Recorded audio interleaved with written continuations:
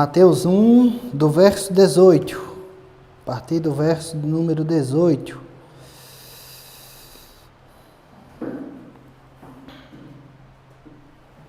Que diz assim.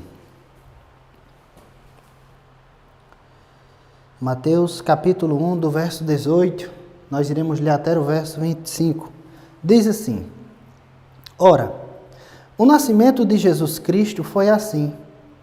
Estando Maria, sua mãe, desposada com José, sem que estivesse antes coabitado, achou-se grávida pelo Espírito Santo. Mas José, seu esposo, sendo justo e não a querendo infamar, resolveu deixá-la secretamente. Enquanto ponderava nestas coisas, eis que lhe apareceu em sonho um anjo do Senhor, dizendo: José, filho de Davi, não temas receber Maria, sua mulher, porque o que nela foi gerado é do Espírito Santo. Ela dará à luz um filho e lhe porás o nome de Jesus, porque ele salvará o seu povo dos pecados deles. Ora, tudo isto aconteceu para que se cumprisse o que fora dito pelo Senhor por intermédio do profeta. Eis que a Virgem conceberá e dará à luz um filho, e ele será chamado pelo seu nome de Emanuel, que quer dizer Deus conosco. Despertando José do sono, fez como lhe ordenara o anjo do Senhor, e recebeu sua mulher. Contudo, não a conheceu, enquanto ela não deu à luz um filho, a quem pôs o nome de Jesus. Meus irmãos, a partir desse momento, nós iremos expor e meditar e refletir e se debruçar sobre o Evangelho de Mateus. Para mim, a história mais magnífica e mais esplêndida de todas é a do nosso Salvador, é a de Jesus. É a história mais apaixonante, é a história mais amorosa, é a história mais aconchegante, é a história mais linda que nós podemos ler e conhecer e se espelhar. E o Evangelho de Mateus fala a respeito desse nascimento, do ponto de vista de José. O nascimento de Jesus Cristo, ele é falado a partir de dois pontos de vista. No Evangelho de Mateus, ele é falado a partir do ponto de vista de José. E no Evangelho de Lucas, ele é falado a partir do ponto de vista de Maria. Mas antes de nós entrarmos no texto e meditarmos no texto, nós devemos entender algumas coisas.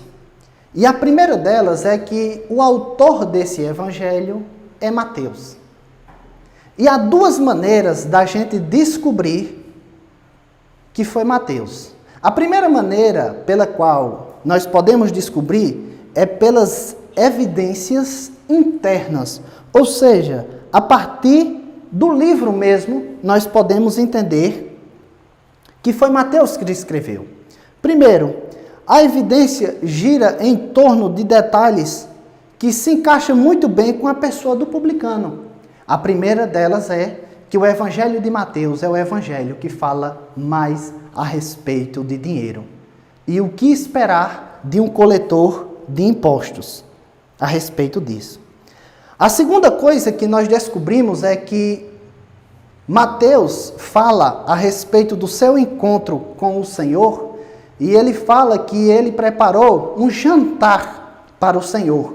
Ou seja, ele fala de forma meio que depreciativa dele mesmo, enquanto que Lucas e Marcos falam que Mateus fez um banquete para o Senhor Jesus. E também nós podemos aqui, ao ler o Evangelho de Mateus, nas evidências internas, nós podemos ver que Mateus, ele omite algumas histórias que falam bem ou que bota a redenção de alguns publicanos, por exemplo, de Zaqueu. Essas são as evidências internas, a partir do livro que nós podemos depreender que foi Mateus que escreveu esse evangelho. A segunda maneira que nós temos de descobrir quem foi que escreveu esse evangelho é as evidências externas, ou seja, as que estão fora do livro. Então, 3 pais da igreja, os pais da igreja são aqueles que sucedem os apóstolos logo após a sua morte. Então, 3 pais da igreja, bem conhecidos, como Irineu, como Orígenes e Eusébio, falam que esse evangelho foi escrito por Mateus. As pessoas que sucederam os apóstolos, logo em seguida que os apóstolos iam morrendo, aqueles homens que escreviam muito bem, que pregavam, que se destacavam no meio da igreja, esses homens falaram que foi Mateus que escreveu o evangelho de Mateus. A discussão é apenas se ela foi escrita no grego ou no aramaico. Tendo em vista que, se não me falha a memória, na Galileia se falava aramaico, geralmente. A discussão é essa, mas todos concordam que foi Mateus quem escreveu esse evangelho. Terceiro, a data desse livro ela é muitíssimo importante para nós. Primeiro, esse livro ele tem uma predição sobre a destruição do templo. Mateus capítulo 24, do verso 1 ao verso de número 24, 25, 26, até o verso de número 28, mais ou menos, fala a respeito da destruição do templo. Então, se o templo já tivesse destruído, não faria sentido Mateus escrever o evangelho já falando que iria ainda ser destruído o templo. Ou seja, esse evangelho ele é escrito mais ou menos de 60 depois de Cristo a no máximo 68. Nós não temos uma data precisa, mas ela gira em torno dessas datas, de 60 a 68. A segunda evidência que nós temos aqui ainda dentro do livro, sobre a data do livro, é que esse evangelho de Mateus é o evangelho que mais faz críticas assíduas aos saduceus. Com a destruição do templo, os saduceus praticamente sumiram do mapa, porque os saduceus eram quem tomavam conta do templo. Então também não faria sentido Mateus falar e ensinar sobre os saduceus, tendo em vista que eles já não existiriam mais. Ou seja, é mais uma evidência para que a data desse livro seja de 68 a 60. E outra coisa, antes de entrarmos no texto também, é interessante nós imaginarmos o propósito e a ocasião que esse livro ele foi escrito. Bem, Mateus, como um judeu habilidoso na escrita, ele começou a perceber que a partir do ano 50, a igreja do Senhor Jesus Cristo começa a ter uma cisão do judaísmo.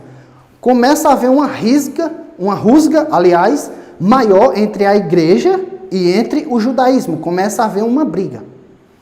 Então, Mateus, percebendo isso, ele escreve o evangelho, o evangelho para os judeus, para mostrar aos judeus que eles estavam crendo na pessoa certa. Então, um judeu de nascimento, ele teria, naturalmente, algumas dúvidas de saber se, de fato, Jesus Cristo era o Messias prometido. Então, Mateus, percebendo isso, Mateus começa a querer escrever para deixar claro que esse evangelho e aquele Messias realmente era o que haveria de vir.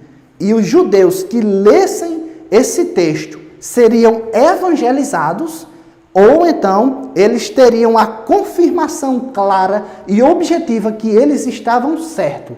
O judaísmo era quem tinha caminhado para o lugar errado. Então esse evangelho, Mateus escreve e ele dá nove textos prova para mostrar que Jesus é o Messias que haveria de vir. Ele cita 9 profecias do Antigo Testamento que se cumprem na vida, no ministério, nas pregações, na morte e na ressurreição do Senhor. E aqui nós iremos ver a primeira profecia das 9 que Mateus cita para mostrar a messiandade de Jesus. Outra coisa bem interessante é que Mateus, ele não fala reino de Deus. Por quê? Porque ele sabia que os judeus tinham um apreço tão grande pelo nome de Deus, que até mesmo essa pronúncia ela se perdeu. Nós não sabemos como é que significa o nome de Deus em hebraico. Nós conhecemos as letras, as vogais, que compõem o nome de Deus, mas nós não temos a pronúncia. Nem mesmo os judeus sabem. Porque de tanto eles respeitarem esse mandamento do Senhor, não tome o nome do Senhor, seu Deus, em vão, os judeus não gostavam disso. Então ele coloca reino dos céus e não reino de Deus. Outro detalhe, antes de entrarmos no texto, é que para um judeu era primordial que o Messias viesse da descendência de Davi. E é por isso que Mateus começa com a genealogia. A genealogia prova para os judeus, para a gente não faz tanto sentido, mas para os judeus que esperavam um descendente de Davi, tem aqui a comprovação na genealogia de Jesus, de que, de fato, Jesus é descendente de Davi. Portanto, diante de tudo isso, nós entraremos no texto de Mateus, a partir do versículo de número 18, que diz assim: Ora, o nascimento de Jesus Cristo foi assim, estando Maria, sua mãe, desposada com José, sem que antes tivesse coabitado, achou-se grávida pelo Espírito Santo. A primeira coisa que devemos entender aqui é a palavra desposada. Na verdade, José e Maria estavam noivos naquele momento, ao qual Maria se encontrou grávida. O noivado, na cultura judaica, ele é completamente distinto da nossa cultura. É um compromisso quase como um casamento. Para que nós venhamos a ter noção do que é um noivado e da situação de Maria e de José é a seguinte. Aqui, José, ou seu pai, já teria pagado o dote, ou seja, um valor em dinheiro, para o pai de Maria e já teria assinado o contrato de casamento. Então, esse período durava em torno de 1 ano. Eles ficavam noivos durante esse tempo, ou eles estavam noivos durante esse tempo. E aí, o compromisso era tão sério que Deuteronômio, capítulo 20, a partir do versículo 7, vai dizer que o homem ficava proibido até mesmo de ser alistados para a guerra. Ou seja, quem noivava no judaísmo tinha licença até mesmo do exército, por ser um compromisso tão pesado e tão forte. Outra coisa interessante aqui é que provavelmente eles, na cerimônia onde José, o seu pai, tinha pagado o dote ao pai de Maria, essa cerimônia era um grande banquete, era uma grande festa, onde a noiva e o noivo e as suas famílias trocavam presentes. Então, tudo isso já tinha acontecido com José e com Maria, ou seja, eles estavam noivos, esperando só o tempo para casar-se. E esse casamento, ou aliás, esse noivado, só poderia ser quebrado por uma quebra de contrato, que no caso aqui seria o divórcio. Ou seja, se José não quisesse mais Maria, teria que haver um divórcio ali. Ou seja, o noivado no judaísmo, quando é rompido, é considerado já um divórcio. Nós podemos ver isso em Deuteronômio 22, versículo 24. foi nesse momento, entre o noivado de Maria com José, que ela se encontra grávida. E é por isso que essa narrativa, ela se torna tão dramática diante desse contexto. E é claro que Mateus deixa claro nessa narrativa, em 2 versículos, que José não tinha coabitado ou não tinha mantido relações sexuais com Maria. A primeira coisa que nós aprendemos aqui no versículo de número 18 é que Deus é soberano sobre os tempos, as ocasiões e o seu propósito redentivo.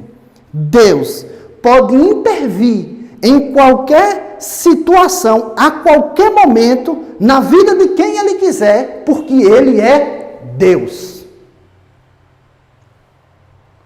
Os historiadores dizem que José tinha em torno de 20 a 30 anos, mas Maria tinha em torno de 12 a 14 anos. E Deus, para mostrar a sua soberania, Ele interveio ali mesmo, gerando em Maria o seu filho. Por quê? Porque Deus é soberano em seus propósitos redentivos. Deus é soberano sobre todas as coisas. Ele não pede permissão para ninguém. A qualquer momento e a qualquer hora, Ele pode agir.